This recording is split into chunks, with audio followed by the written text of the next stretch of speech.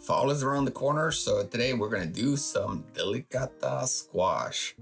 Really a great tasting squash, low carb, high vitamin A and C, great for the body.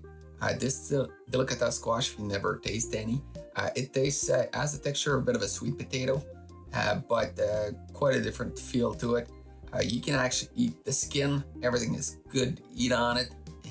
That's how she writes. So today we're going to do 3 types, and then they're fairly quick and easy recipes, and we're going to get going at it.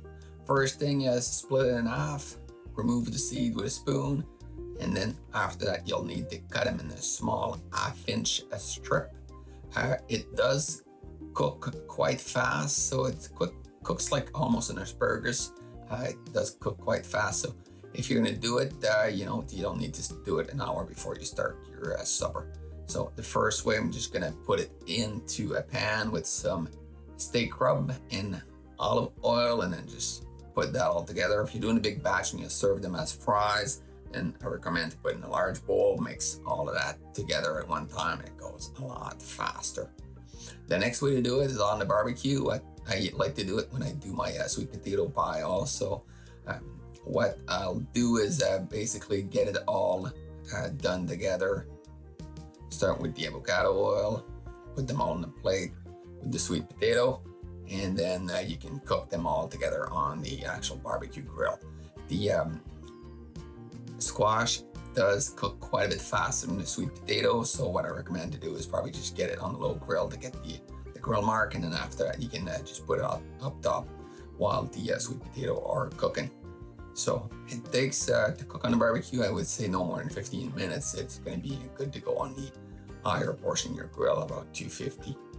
The last way that we're going to do it is going to be in the stove. First thing I'm going to do to reduce my cook time in the stove, I'm going to put it 2 minutes in the microwave, and then that's going to get it speed right up. And then I'm going to put some avocado oil all around, some green onion, and just stuff it with goat cheese. Love the goat cheese. The next thing I'll do is I'll put some bacon bits, because everything is always better with bacon. And that's how I'm gonna put it into the stove itself.